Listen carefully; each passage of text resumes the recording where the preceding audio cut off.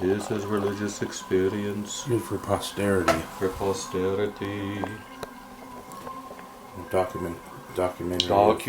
Wineries. Oh, we must Changing document. Alameda. Alameda's fucked. What are you going to do? Moving a lot of books from there. I already have 300 books in the store already. Now I'm bringing in another 300 or 400.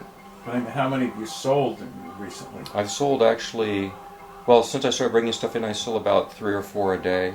Wow, that's good. Well, not a day. I would say average. Let's make it Maybe 12 a week, 10, 12 a week. 12, maybe a week. Yeah. Well, that's good. You know, you're moving 40 or 50 books per month, so. Yeah, absolutely. It helps me. It helps her. You know. Travel money. Travel money. You got it. I'm not buying very many more books anymore because I've had most of everything I want anyway. Well, the point is, you buy it, you get your jolly, and then you sell it, and When you you get sell travel it- money, then you get different jollies. I get different jollies. And somebody, and you know what's nice? The whole Buddhist thing is I'm giving the jollies to somebody else so they can have fun with finds it. it, and they get to read it. Well, see, that's Also, the you disseminate the information. Yeah. Yeah, especially my books on heresy. So that's there's a social benefit to disseminating Exactly, the and information. I'm disseminating heretic. Hopefully other thought. people will get the information and then they'll spread it. Oh yeah, I want to see my heresy spread, the heresy of the great old ones. Spread the information out. No one's going to Bring see that them information into if the it's stowed fold. away inside a cardboard box in Exactly. the closet. Yeah, exactly. Row 3, box 7. Yeah. It's, in a way, it's been pulled out of circulation. Yes. So you release it back. I into release the it back. circulation. At the right time, when the stars are right, I release the information. And you get travel money for it as a bonus. And I get to go to the desert. Didn't take mushrooms and cosmic joke, and why did I even buy any of the stuff in the first place? That's a, you know, I'll tell you, that mushroom experience started me on the process of starting to weed out. It really did. I just went, why? 3 copies of this? You've got to be kidding me here. But see, as Bonnie said, most of these books I was buying was for resale later on a rainy day. Yeah. Well, it's been a rainy day for the last year, so I mean, you know. A rainy day for the Bay Area, local. Really? Period. Mm-hmm. Wow. That's it.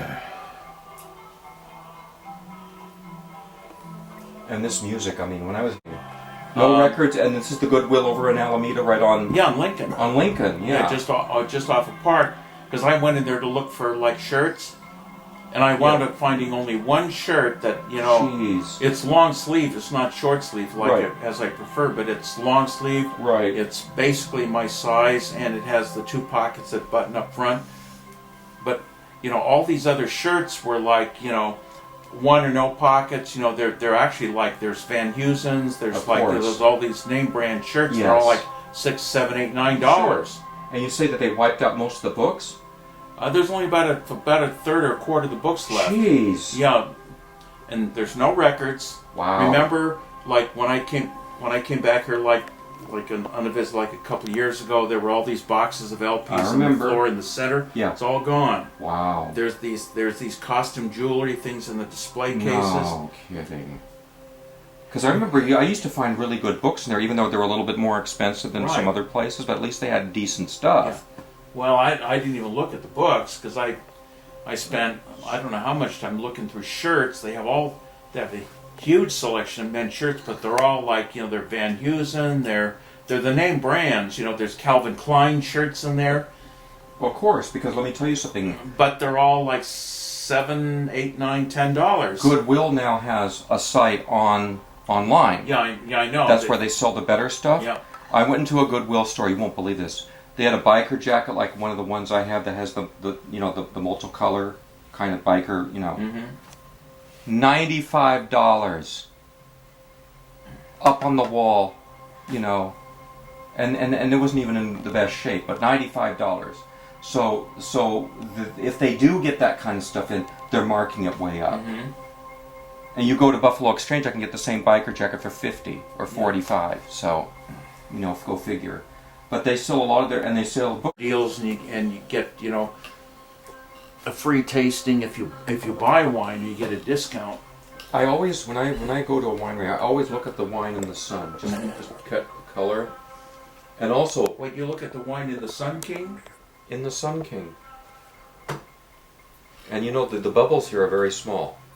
That's a sign of a good champagne. But If the there were- bubbles are big, yeah. then But there it's were a not- lot of them at the beginning. Well, that's what I mean. But they're small bubbles, I know. not big ones. The big ones, it's not free. It depends. Or if you take a course, of course, you pay. Right. Um, Well, I guess I can maybe, if I don't crash too soon tonight, maybe I'll check it out and see, you know. there was a site my friend Michael had on his iPhone, and he had people speaking, you know, what they call dead languages, like Sumerian, Akkadian, ancient Are those Turkic. languages really dead? I mean, nobody speaks them No, anymore? nobody or- speaks Sumerian or even Latin. Latin is not a spoken language. It's a written language, but not spoken.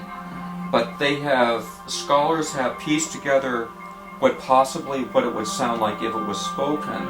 And there's a website you can go on and hear things like Altaic, Mesopotamian languages like Sumerian, Akkadian, Babylonian, Old Turkic,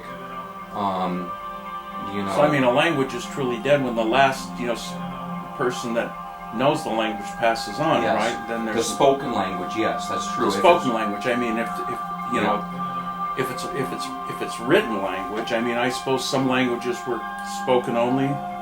Well, we're talking before writing, you know, the old. Right.